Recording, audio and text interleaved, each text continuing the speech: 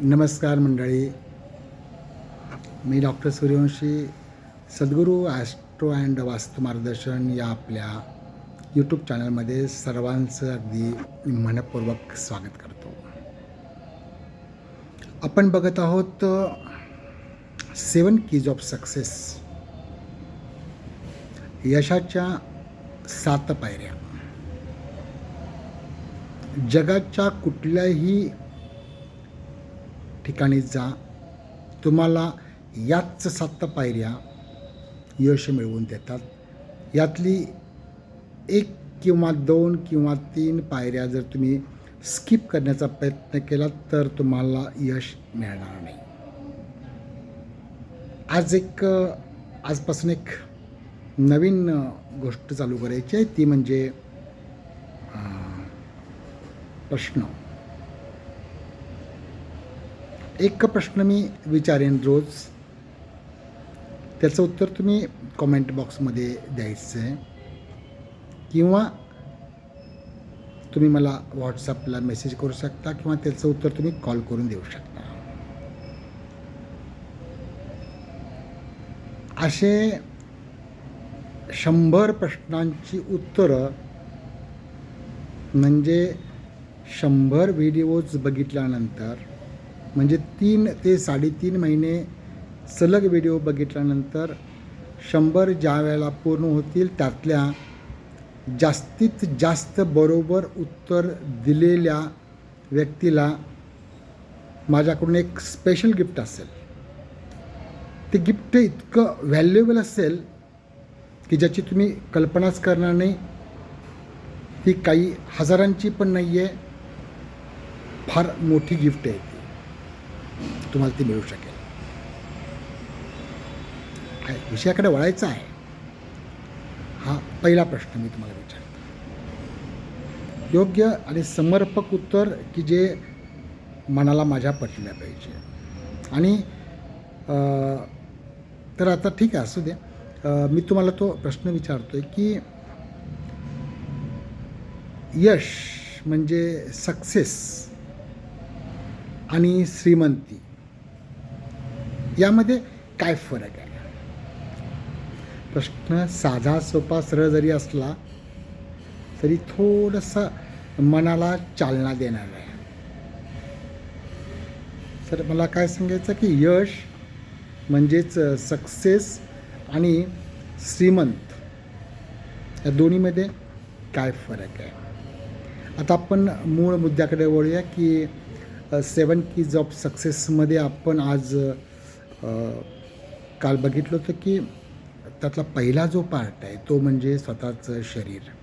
स्वतःचं शरीर जपण्यासाठी काय काय करायला लागणार आहे. मी त्यातला एक मुद्दा सांगितला आहे की लग्नदेवतेची उपासना तुम्ही करा म्हणून काल सांगितलेलं आहे. लग्नदेवतेचं तुम्ही रत्न वापरू शकता, लग्नदेवतेचा मंत्र म्हणू शकता, स्तोत्र म्हणू शकता, अष्टक म्हणू शकता, कवच म्हणू शकता,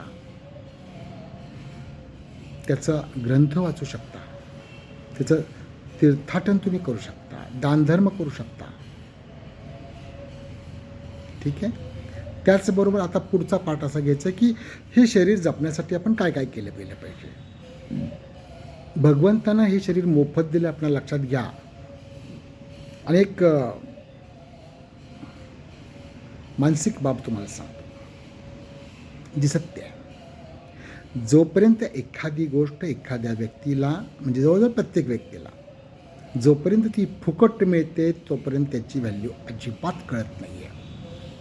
एकतर ती गोष्ट तुमच्यापासून लांब जायला पाहिजे तर तुम्हाला त्याची व्हॅल्यू कळेल, किंवा तुम्हाला ती मिळवताना प्रचंड संघर्ष करायला लागला असला पाहिजे तर तुम्हाला त्याची किंमत कळेल, नाहीतर नाही कळत.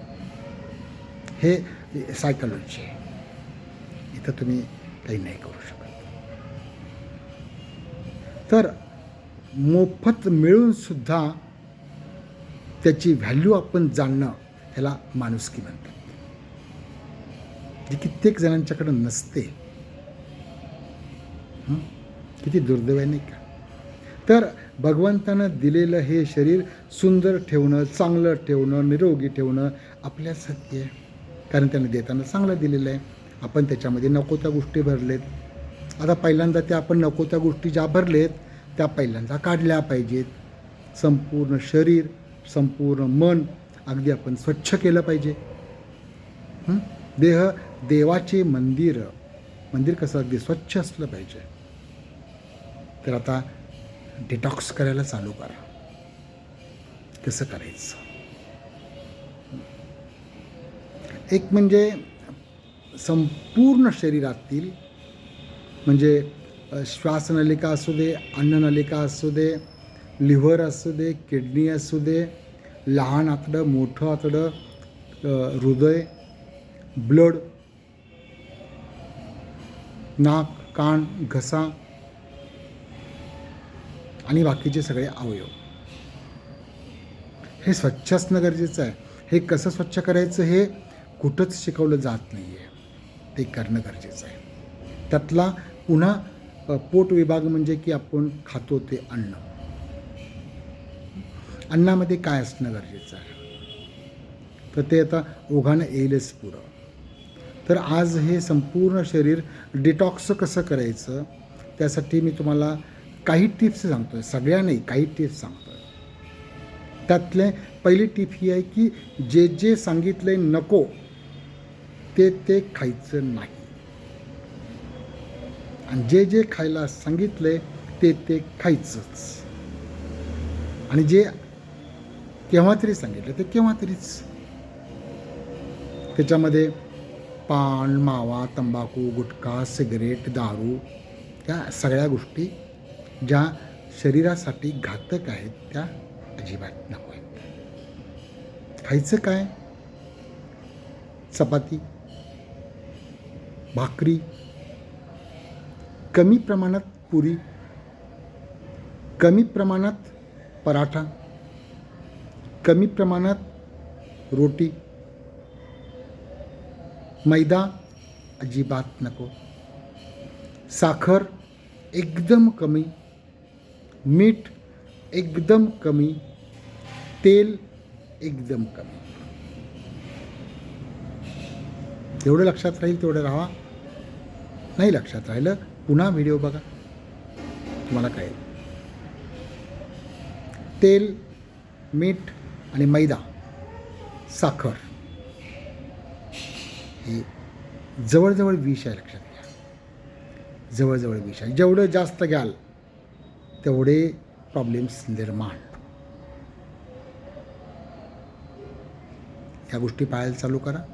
आज आपण संपूर्ण शरीरातल्या आता टॉपपासून बॉटमपर्यंत यायचं आहे. तर आज आपण पहिल्यांदा आपण आपल्या सगळ्यात महत्त्वाच्या बाजूकडे जाऊ, अवयवाकडे जाऊ. तो म्हणजे केस, डोक्याचे केस. केसांच्या समस्येनं अक्षरशः सगळं जग पागल झालं आहे. त्या बुलढाण्यामध्ये तर बघा तुम्ही, काहीच कारण नाही पण तेवढे त्या गावामध्ये केस गळती चालू झाली. केस गळती झाली तोवर नखांचे प्रॉब्लेम्स तिथं चालू झाले. नखांचे प्रॉब्लेम संपले तोवर हातापायाला भेगा पडायचे प्रॉब्लेम चालू झाले. कधीतरी कुणीतरी विचार हा केला का की याचं वेगळं काहीतरी कारण असू शकेल? शनिदेवाचा प्रकोप आहे. केस हे शनिदेवाच्या अंडर येतात. ज्यांच्यावरती शनिदेवाची कृपा कमी आहे किंवा नाही आहे अशा लोकांना केसांचे प्रॉब्लेम चालू होतात. केसांचे प्रॉब्लेम्स त्याच्यामध्ये येतात, दातांचे प्रॉब्लेम्स त्याच्यामध्ये येतात, हाडांचे प्रॉब्लेम्स त्याच्यामध्ये येतात, नखांचे प्रॉब्लेम्स त्याच्यामध्ये येतात, जॉईंट पेन त्याच्यामध्ये येतं. मग एकीकडं औषधं खायची, डॉक्टरांना बिलं भरपूर द्यायची, की निरोगी राहून आपल्या केसांचं आरोग्य चांगलं जपलं पाहिजे. त्यासाठी साधे सुटसुटीत बिनखर्चिक उपाय करायचे आणि भगवंताची भक्ती करायची. निवड तुमच्याकडे आहे. त्यातला एक महत्त्वाची टिप्स मी तुम्हाला आज सांगणार आहे की चांगले केस राहण्यासाठी उपाय करून बघा. हा बिनखर्चाचा आहे, घरगुती उपाय आहे, खूप सोपा आहे आणि हा सिक्रेट देखील आहे. अंड्याचा पांढरा बलक. आता याच्यामध्ये कुठल्या अंड्याचा विचारायचं नाही, पोल्ट्रीच्या तर अजिबात नको आहे. देशी कोंबडीच्या अंड्यातला पांढरा बलक, एरंडेल तेल, कॅस्टर ऑइल आणि कचूर सुगंधी,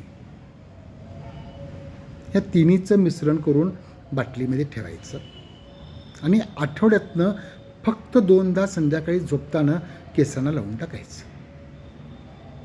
कचूर सुगंधी जर तुम्ही तुमच्या खोबरेल तेलामध्ये जर घालून ठेवलीत तर एक प्रकारचा सुगंधही छान येईल आणि तुम्हाला वेगळं लावायची गरज पडणार नाही. पण अलीकडं तेल लावण्याचं प्रमाण देखील जवळजवळ बंद झालेलं आहे. नको ते शॅम्पू वापरतो, नको ते पदार्थ खातो. केसांसाठी जी निगा राखणं गरजेचं आहे ते राखलं जात नाही आणि अकाली केस पिकणे, पांढरे होणे, केस गळणे, चाई होणे, केसात कोंडा होणे, केसांना फाटे फुटणे, असे अनंत प्रकार घडत आहेत. टक्कल पडणे, कशाला पाहिजे हे?